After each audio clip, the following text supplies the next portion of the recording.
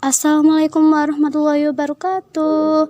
Perkenalkan, kami dari kelompok 4 akan memaparkan video tentang standar pengelolaan administrasi dan inventarisasi perlengkapan laboratorium.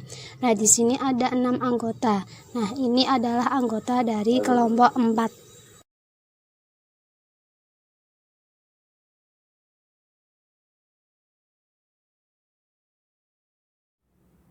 Nah, pada slide pertama ini kita akan membahas tentang tata cara pengelolaan administrasi laboratorium.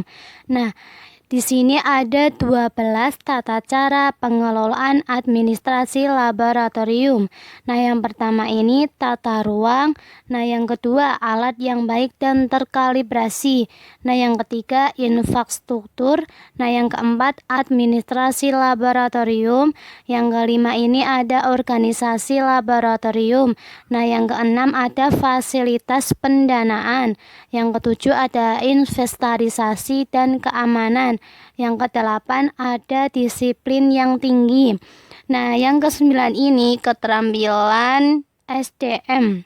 Terus yang ke-10 ada peraturan dasar. Nah, yang ke-11 penanganan masalah umum. Dan yang terakhir ini ada jenis-jenis pekerjaan.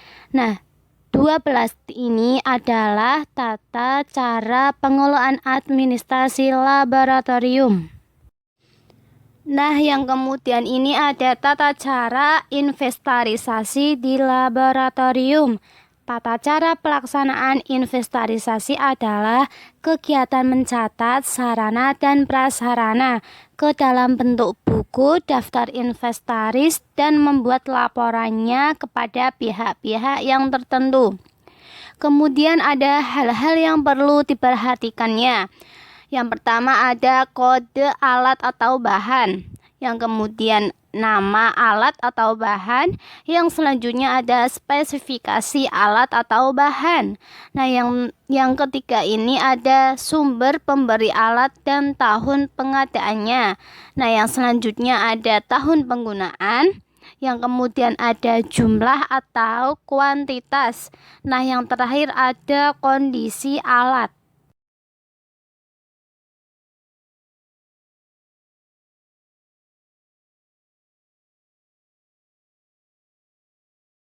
Perkenalkan, nama saya Jian Farihah dengan NIM 2319062. Di sini saya akan menjelaskan mengenai buku atau program inventarisasi. Nah, program inventarisasi ini adalah hal yang sangat bermanfaat karena dapat mempermudah dalam proses pengecekan, pengontrolan, dan analisis kebutuhan terhadap semua fasilitas ataupun alat di laboratorium. Nah, diperlukan beberapa buku untuk melaksanakan administrasi, seperti buku stok, buku kumpulan daftar pembelian atau penerimaan, buku catatan barang pecah, hilang, rusak, dan habis, serta buku harian. Daftar inventarisasi ini dapat disajikan atau dapat dibuat baik dengan cetakan tangan ataupun komputer, bahkan dalam bentuk file elektronik yang disimpan ke dalam CD, hard disk, ataupun flash disk. Akan tetapi disarankan lebih baik membuat inventarisasi dalam bentuk cetakan komputer. Nah, sistem penomoran dalam inventarisasi untuk fasilitas meja, kursi, lemari pada umumnya telah diatur oleh pemerintah atau dinas pendidikan. Setiap sekolah memiliki tata cara tersendiri dalam pembuatan daftar inventaris untuk sarana laboratorium. Daftar inventarisasi peralatan laboratorium harus memberikan informasi tentang kondisi dan lokasi penyimpanan alat. Hal tersebut bertujuan untuk mempermudah penyampaian, pengambilan, serta pemeriksaan alat laboratorium. Berikut ini merupakan contoh dari salah satu daftar inventarisasi. Nah, nanti teman-teman bisa lihat di makalah karena daftar tabelnya tidak bisa dimasukkan ke dalam PPT. Nah, daftar inventarisasi harus sesuai dengan kartu alat. Nah, kartu alat itu apa sih? Kartu alat adalah kartu yang di dalamnya bertuliskan identitas segala atribut alat. Kartu alat ini terbuat dari kertas yang biasanya tebal, biasanya digantungkan pada setiap alat yang berukuran besar. Nah, untuk alat yang kecil ditempel dengan label. Label sendiri adalah kartu yang berukuran kecil yang di dalamnya berisi nama dan kode. Label ditempel secara permanen. Nah, untuk contoh labelnya nanti teman-teman juga bisa lihat di makalah. Terus materi yang selanjutnya akan disampaikan oleh teman saya. Sekian, terima kasih. Assalamualaikum warahmatullahi wabarakatuh. Perkenalkan, nama saya Faiko Maila Fasya, NIM 2319069. Pada kesempatan kali ini saya akan membahas materi mengenai kartu stok permintaan dan kartu peminjaman alat dan bahan laboratorium.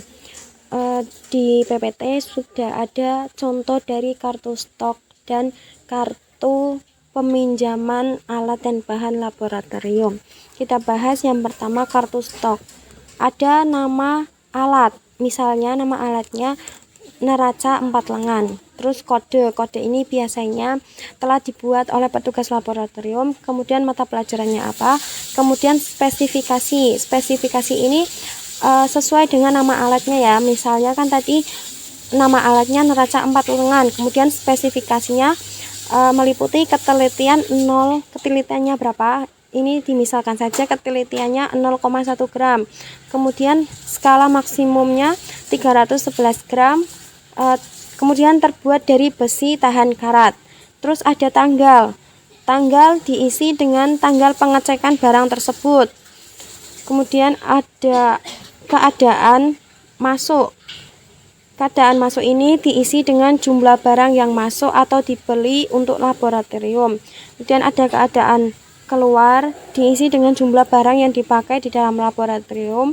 Kemudian ada keadaan persediaan, diisi dengan jumlah alat atau bahan yang disimpan di gudang atau yang tidak dipakai atau hanya sebagai cadangan. Kemudian ada keterangan dan terakhir ada paraf. Kemudian ada aturan penggunaan kartu stok. Yang pertama, kartu stok merupakan catatan pergerakan transaksi keluar masuk suatu bahan atau alat yang terdapat di dalam laboratorium. Kemudian, kartu stok diletakkan bersamaan atau berdekatan dengan alat atau bahan yang bersangkutan. Yang terakhir, pencatatan di kartu stok dilakukan secara rutin dari hari ke hari. Yang kedua, kartu peminjaman alat dan bahan. Ada praktikum. Nah, ini diisi dengan nomor urut praktikum yang dilakukan dalam 1 semester. Ini diisi oleh siswa sendiri. Kemudian judul praktikum diisi dengan judul praktikum yang dilakukan.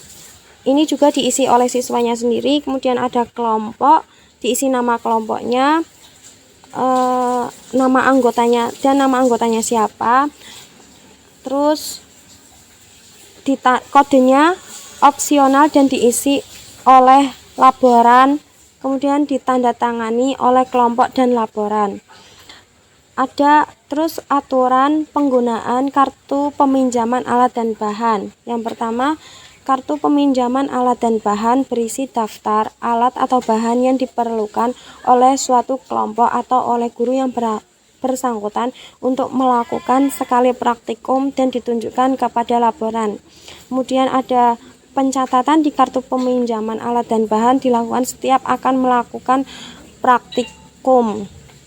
Terdapat 2 versi kartu peminjaman alat dan bahan. Versi pertama, kartu peminjaman alat dan bahan dilakukan oleh siswa untuk diajukan ke laporan. Kemudian ada versi kedua, kartu peminjaman alat dan bahan dilakukan oleh guru mata pelajaran untuk diajukan ke laporan. Sekian penjelasan dari saya. Kurang lebihnya mohon maaf. Wassalamualaikum warahmatullahi wabarakatuh. Selanjutnya, poin E. Program semester kegiatan laboratorium. Program semester laboratorium memuat semua praktikum yang diselenggarakan di suatu laboratorium dalam 1 semester. Informasi yang dicantumkan yaitu nama praktikum dan waktu pelaksanaan praktikum. Aturan penggunaan program semester laboratorium. Yang pertama, Program semester laboratorium berisi daftar praktikum yang akan dilakukan di dalam laboratorium dalam kurun waktu 1 semester. Yang kedua, program semester laboratorium dibuat dalam ukuran minimal A2 dan ditempel secara strategis di dalam ruang laboratorium. Langkah-langkah pelaksanaan kegiatan laboratorium. Yang pertama, awal semester sebaiknya menyusun program semester atau tahunan sesuai kegiatan laboratorium yang ditandatangani kepala. Yang kedua, setiap akan melaksanakan praktikum, sebaiknya mengisi format permintaan atau peminjaman alat atau bahan yang kemudian diserahkan kepada laboran minimal seminggu sebelum pelaksanaan. Yang ketiga, setelah kegiatan laboratorium selesai, sebaiknya mengisi buku harian untuk mengetahui kejadian-kejadian selama kegiatan laboratorium serta untuk keperluan supervisi. Yang keempat, alat atau bahan yang telah selesai digunakan segera dibersihkan dan disimpan ke tempat semula. Terima kasih. Kemudian pada poin F, buku harian kegiatan laboratorium. Laboratorium merupakan suatu ruangan yang digunakan untuk melakukan kegiatan praktik atau penelitian yang ditunjang oleh adanya seperangkat alat-alat serta fasilitas yang lain terkait untuk kepentingan pembelajaran. Jadwal praktikum dilaksanakan sesuai dengan jadwal masing-masing kelas dan dibimbing oleh guru mata pelajaran yang bersangkutan. Kegiatan di laboratorium perlu disusun secara sistematis meliputi merencanakan, melaksanakan, dan evaluasi.